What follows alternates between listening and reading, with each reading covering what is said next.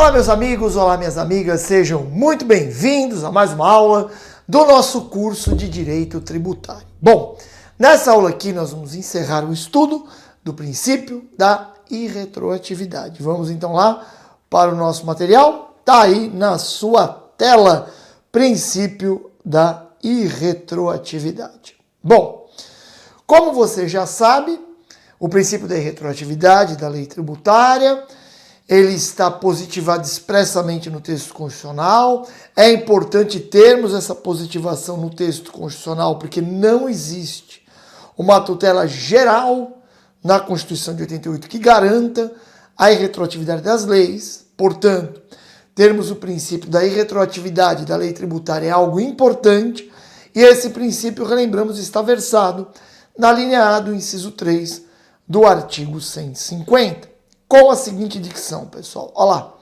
Sem prejuízo de outras garantias asseguradas ao contribuinte, é vedado à União, aos Estados, ao DF e aos municípios cobrar tributos em relação a fatos geradores ocorridos antes do início da vigência, e a vigência só pode ocorrer depois da publicação da lei, mas não é fatos geradores após a publicação, não. Fatos geradores após a vigência da lei que os houver instituído ou aumentado, lembrando que os princípios tributários sempre são estabelecidos em nosso benefício. São defesas nossas contra o poder de império estatal. Bom, agora eu preciso falar para você sobre como esse princípio da irretroatividade está positivado no Código Tributário Nacional. Nós vamos ver o que é a irretroatividade da lei tributária na concretude que lhe deu o Código Tributário Nacional. Vamos lá? Vamos relembrar a dicção do artigo 105 do Código Tributário Nacional, que vai lá na Constituição Federal buscar o seu fundamento de validade. Veja a dicção legal. A legislação tributária aplica-se imediatamente aos fatos geradores futuros. Até aí, tranquilo. Fato gerador futuro. A lei tributária se aplica para o futuro, mas aí o CTN traz um conceito relativamente novo, falando de fatos geradores pendentes. Veja, a legislação tributária aplica-se imediatamente aos fatos geradores futuros e aos pendentes. E aí foi necessário ao legislador tributário indicar o que seria um fato gerador pendente. E aí nós já temos dicção, o norte disso, no próprio artigo 105. Segue comigo.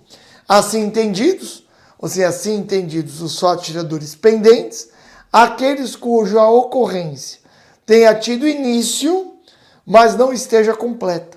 Ou seja, o que é um fato gerador pendente? É aquele que começou, mas ainda não terminou, nos termos do artigo 116. Vem aqui para mim, então. Então, nós temos que ir ao artigo 116 do CTN para buscarmos o que é o fato gerador pendente. Já te digo que alguns estudiosos do direito tributário, de forma apressada, entenderam que o fato gerador pendente seria o fato gerador complexivo. E por conta desta teoria, vários estudiosos chegaram a defender que a majoração de tributos com fato gerador complexivo, que a majoração ocorrida no meio do período de apuração, deveria ser aplicada a todo o período de apuração, porque o fato gerador complexivo seria o fato gerador pendente do artigo 105 do CTN. Mas essa interpretação está completamente errada, tanto que o Supremo, que embarcou nessa interpretação, acabou revogando a súmula do Supremo 584, que seguia essa ideia de que o fato gerador pendente era o fato gerador complexivo. Veja que o próprio artigo 105 já nos dá o norte de onde devemos buscar o conceito do fato gerador pendente. Legal? Veja, artigo 116 do Código Tributário Nacional.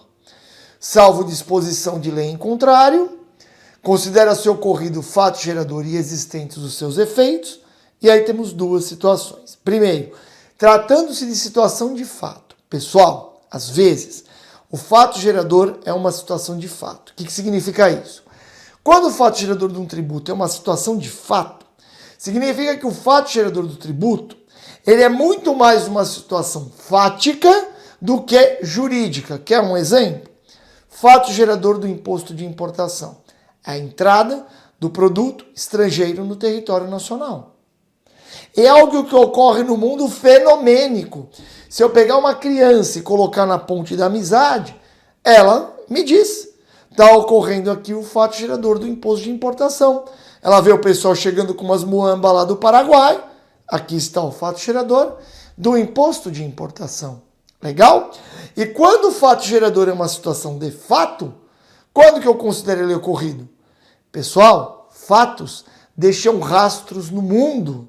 Veja, olha lá, tratando-se de situação de fato, considera-se ocorrido o fato gerador do tributo, desde o momento em que se verifiquem as circunstâncias materiais necessárias a que produz os efeitos que normalmente eles são próprios. Guarde essa dicção. Mas quando é situação de fato, é assim. Se é situação de fato, o fato gerador, quando se considera ocorrido? Quando o fato ocorreu. E quando o fato ocorreu? Quando ele deixou rastro no mundo. Legal? Os fatos deixam rastros no mundo. E por óbvio, um fato gerador pendente não pode ser uma situação de fato. Porque o fato acontece e não tem nada pendente. Então vamos olhar agora para ver se identificamos o fato gerador pendente no inciso 2 do artigo 116, que vai trazer para nós os casos em que o fato gerador é uma condição jurídica, um negócio jurídico, uma situação jurídica. Veja, vamos ler. Tratando-se de situação jurídica, entende-se ocorrido o fato gerador do tributo, desde o momento em que esteja definitivamente constituída a situação jurídica, nos termos do direito aplicável. Veja, quando o fato gerador do tributo é uma situação jurídica, conhecer o direito é imprescindível para identificarmos que o fato gerador do tributo aconteceu. Agora, para aquela criança que estava na ponte da amizade, vendo ocorrer o fato gerador do imposto de importação, pego essa mesma criança e coloco dentro de um cartório de registro de imóveis, para me dizer quando está ocorrendo fato gerador do ITBI. A criança já não vai conseguir, porque o fato gerador do ITBI ocorre com a transcrição da escritura no cartório de registro de imóveis. Ou seja, você precisa conhecer o direito de uma forma mais profunda para conseguir identificar quando ocorreu o fato gerador do ITBI. Legal? Aí você me pergunta, professor, mas podemos identificar fatos pendentes quando o fato gerador do tributo é uma situação jurídica? Vamos descer ao artigo 117 do CTN. Olha o que ele nos diz.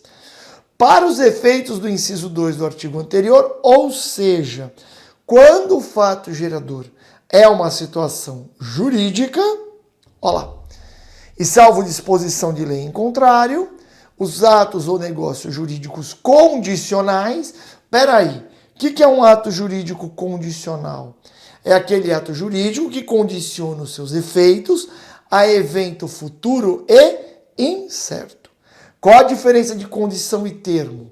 Que a condição de um negócio jurídico, ela expressa um evento futuro e incerto. Quer um exemplo de uma condição? Eu vou te doar R$5.000 se você passar no próximo concurso que você prestar. É um evento futuro incerto, você vai passar, mas por hora, hoje é incerto. É diferente de negócios sujeitos a termo. O negócio sujeito a termo, ele tem também um condicionante dos seus efeitos, é um evento futuro, mas no caso do termo, é uma data, é um evento futuro e certo. Eu digo para você, vou te dar R$5.000 na virada deste ano. Legal? Aí é termo. Veja que o Código Tributário Nacional, quando trata dos negócios jurídicos, que podem ser negócios jurídicos com fatos geradores pendentes, vai se referir aos negócios jurídicos condicionais. Olha lá. Quando o negócio jurídico é condicional, quando os seus efeitos estão atrelados a um negócio, a um fato, né? A um evento futuro incerto, Esses negócios jurídicos condicionais se classificam em duas modalidades. Os negócios jurídicos condicionais sujeitos à condição suspensiva, em que os efeitos do negócio ficam suspensos até o implemento da condição. A doação que eu te prometi. Eu vou te doar R$5.000 se você passar no próximo concurso que você prestar. Legal? Não tem nenhum efeito agora. Se você passa no concurso, eu tenho que te dar o valor. Beleza? Então, se o negócio tem condição suspensiva, o negócio está perfeito e acabado para fins do CTN quando a condição se implementa, quando você passa no concurso. Mas também temos negócios sujeitos à condição resolutória ou resolutiva. Veja, sendo resolutiva a condição, se entende-se que o negócio jurídico condicional está perfeito e acabado para fins de tributação, desde o momento da prática do ato ou da celebração do negócio. Aí eu chego para minha filha e falo assim, eu tô te doando esse imóvel para você morar, mas se você casar, o imóvel volta para mim. Veja que nesse caso o negócio já produz os seus efeitos, o imóvel já vai ser usado pela minha filha, mas eu coloquei uma condição no contrato. Se você se casar, o imóvel volta para mim. Beleza? Percebeu? Aí você pode falar, mas professor, o que é o negócio jurídico condicional então? Pessoal, negócio jurídico, qual é o fato gerador pendente? O fato gerador pendente do artigo 105 do CTN é o negócio jurídico sujeito à condição suspensiva, que já começou, mas ainda não terminou. Por exemplo, eu fiz a promessa de doação para você, R$5.000 quando você passar no concurso. Beleza, no próximo concurso. Beleza. Entre a promessa minha e você passar no concurso, sai uma lei que aumenta a alíquota do imposto de doação. Esse aumento da alíquota do imposto de doação vai me alcançar? Sim. Porque eu apenas prometi a doação, mas não chegou o momento de fazê-la. No que toca aos fatos geradores pendentes, o fato começou, mas não terminou. E por isso que a lei que ocorre nesse meio tempo se aplica para reger o fato. Legal? Fato gerador pendente é igual a negócio jurídico sujeito à condição suspensiva. Beleza? Legal? Bom. Deixa eu voltar aqui, né? Beleza. Então vamos lá. Aqui eu acabei voltando, né? Bom, então vamos lá. Agora vamos falar do princípio da irretroatividade da lei tributária, as exceções, entre aspas, previstas no Código Tributário Nacional. A Constituição Federal não traz nenhuma exceção à irretroatividade da lei tributária que majora tributo, que cria tributo. E o CTN, obviamente, não pode ir contra a Constituição, mas o CTN estabeleceu tipo umas exceções, ou diria os esclarecimentos, ao campo de aplicação do princípio da irretroatividade. Vamos lá, as exceções estão no artigo 106 do CTN. Veja, 106. A lei aplica-se a ato ou fato pretérito. Você fala, opa, a lei vai retroagir. E o princípio da irretroatividade? Vamos entender as exceções para verificar se há ofensa à Constituição? Olha a primeira exceção. A lei aplica-se a ato ou fato pretérito em qualquer caso, caso ela seja expressamente interpretativa, excluída a aplicação de penalidade, a infração dos dispositivos interpretados. O que significa isso? Lei interpretativa, pessoal, é uma excrescência que nós temos no nosso direito. O que é a lei interpretativa? É o Poder Legislativo fazendo uma lei para interpretar outra lei. Uma lei anterior. É o Legislativo concordando que fez uma lei confusa, para dizer o mínimo.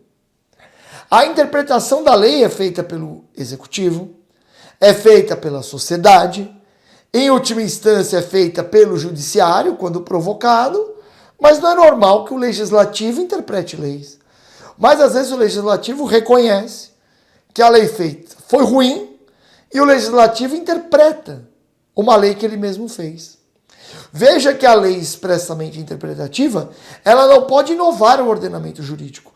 Ela apenas explica o que já estava na lei anterior. Por isso que a lei interpretativa se aplica retroativamente, porque ela volta à lei inaugural. Ela apenas esclarece o que já estava na lei inaugural. Por isso que a lei interpretativa ela se aplica desde o passado, porque ela apenas esclarece o que já estava na lei que está sendo interpretada. Só que aí o CTN garante o mínimo de boa-fé dos contribuintes, falando, olha, se foi necessário ter uma lei expressamente interpretativa, é porque a lei era confusa. A lei original era confusa. Precisou-se fazer uma segunda lei para interpretar a primeira. Então não é justo que eventuais descumprimentos da lei A, lei primeira, interpretada por B, o que acontece nesse meio tempo, que isso seja qualificado como infração. Então é excluída a imposição de penalidade em relação aos dispositivos interpretados. Agora veja um ponto importante. E se for feita uma lei interpretativa, prestigiando uma interpretação diferente daquela adotada pelos tribunais superiores? Uma lei interpretativa que, não gostando o legislativo da interpretação pacificada pelo judiciário da lei, faz uma nova lei trazendo uma nova interpretação. O legislativo sempre pode legislar, mas lei interpretativa tem cabimento com essa eficácia retroativa apenas enquanto o judiciário não tem uma posição formada. Pessoal, quando o judiciário assentou, pacificou a interpretação de uma lei, não pode o legislativo trazer uma interpretação diferente e querer que ela retroaja. Lei interpretativa que prestigia uma interpretação diferente daquela que foi pacificada no judiciário é lei nova. E por ser lei nova, ela só se aplica para o futuro. Beleza? Bom, então vamos lá. Segunda hipótese de, entre aspas, retroatividade da lei tributária. Tratando-se de ato não definitivamente julgado, e aí se entende, não definitivamente julgado em âmbito administrativo, legal? Primeiro, quando deixa de defini-lo como infração. Pessoal, sabe aquele princípio que está lá no artigo 5º? A lei penal não retroagirá, salvo para beneficiar o réu? Aqui é a mesma coisa. A lei tributária penal não retroagirá, salvo para beneficiar o infrator. Se agora a nossa sociedade acha que uma determinada conduta não é mais errada, como eu vou manter penalidades para quem fez a mesma conduta no passado? Mas o CTN põe um corte. Para eu ter a retroatividade de lei tributária penal mais benéfica, o ato, a infração, não pode estar definitivamente julgado. Beleza? Se não tiver definitivamente julgada, volta. Por exemplo, hoje, é abolida a multa pela falta de entrega no prazo da declaração do imposto de renda. Todo mundo aí que ainda está litigando em relação a isso ia se beneficiar por essa nova lei, já que ela retroagiria. Segunda hipótese de retroatividade da lei tributária. Mas veja, pessoal, que o inciso 2 aqui do 106 nada mais é do que desdobramento do princípio constitucional de que diz que a lei penal não retroagirá, salvo para beneficiar o réu. Aqui é a mesma coisa. Quando você está falando de leis penais, o nosso ordenamento prestigia a ideia que leis futuras benéficas ao infrator têm que se aplicar a ele. E é isso que o CTN fez. Só que o CTN colocou um marco. O ato tem que estar não definitivamente julgado. Depois está definitivamente julgado, já era. Beleza? É que nem você pensar numa revisão criminal de alguém condenado à pena de morte, a pessoa já morreu. Já perdeu o objeto, a revisão criminal. Veja a segunda hipótese. Tratando-se de ato não definitivamente julgado, a lei se aplica a ato ou fato pretérito, quando deixe de tratar o fato como contrário a qualquer exigência de ação ou omissão, desde que não tenha sido fraudulento e não tenha implicado em falta de pagamento de tributo. Ou seja, você tinha uma ação ou omissão que eram puníveis e, de repente, a lei tributária extinguiu esses deveres. Extinguiu os deveres, a multa vai por tabela. Mas essa retroatividade somente se aplica se o ato não tiver sido fraudulento e não tenha acarretado falta de pagamento do tributo. Por fim, a última hipótese de retroatividade da lei tributária prestigiada no artigo 106 se refere às leis supervenientes que reduzem a penalidade cominada para alguma infração. Olha lá, quando lhe comine penalidade menos severa, que é prevista na lei vigente, ao tempo de sua prática. Beleza? Essas são as retroatividades previstas no Código Tributário Nacional, sem ofender a Constituição, já que prestigiam apenas a possibilidade de leis interpretativas, expressamente interpretativas, ainda se excluindo a aplicação de penalidades com base na nova interpretação, e no 106.2 se prestigia o princípio da Constituição, a lei penal não retroagirá, salvo para beneficiar o réu. No direito tributário a lei tributária penal não retroagirá, salvo para beneficiar o infrator. Legal? Agora eu tenho uma questão que não é uma exceção ao princípio da retroatividade, porque diz apenas com como vai atuar a fiscalização. Acompanhe comigo, está na tela. Aplica-se ao lançamento a legislação que, posteriormente à ocorrência do fato gerador da obrigação, tem instituído novos critérios de apuração ou processos de fiscalização, ampliado os poderes de investigação das autoridades administrativas ou outorgado ao crédito maiores garantias ou privilégios, exceto nesse último caso, para o efeito de atribuir responsabilidade tributária a terceiros. Veja, quando o fiscal está lá numa empresa fiscalizando, ele tem que verificar se nasceu a obrigação tributária de acordo com a lei vigente e eficaz na data de ocorrência dos fatos que ele está fiscalizando. Beleza? É a máxima do princípio da irretroatividade. Se hoje eu pratiquei um fato e ele não é gerador de tributo, ele nunca será. Beleza? Agora, aqui se diz, se explicita, que em alguns temas a lei tributária se aplica de imediato. Ok? Inclusive alcançando fatos passados. Que leis são essas? Primeiro, leis procedimentais. Procedimentos de fiscalização, novos critérios de apuração. Veja que novos procedimentos de fiscalização não fazem surgir um tributo que não existia. Beleza? Apenas permitem que o fisco o descubra. Legal? Então não estou ofendendo a ideia da retroatividade. Quando eu estabeleço novos critérios de fiscalização e aplico para fatos geradores pretéritos, eu não estou instituindo ou majorando o tributo. Eu não estou ofendendo a irretroatividade, beleza? O mesmo se aplica quando a ampliação dos poderes da fiscalização das autoridades administrativas. Isso apenas permite que o fisco descubra melhor os fatos geradores e ainda também se aplica retroativamente à legislação que tenha outorgado ao crédito maiores garantias ou privilégios, mas nunca para instituir nova responsabilidade tributária, para atribuir responsabilidade tributária a quem não era. Veja, se um fato é gerador ou não, qual é o valor do tributo e quem são os devedores, esses três aspectos, se o fato é gerador ou não, qual o valor do tributo, beleza? E ainda, quem tem que pagá-lo, tudo isso é de acordo com a lei vigente na data da ocorrência do fato.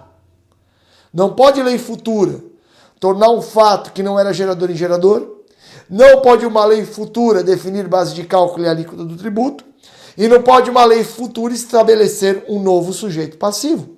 Tirando isso, a lei tributária pode se aplicar retroativamente sim, seja para estabelecer maiores poderes da fiscalização, seja para atribuir maiores garantias ou privilégios ao crédito tributário, sendo vedado se atribuir nova responsabilidade tributária de forma retroativa.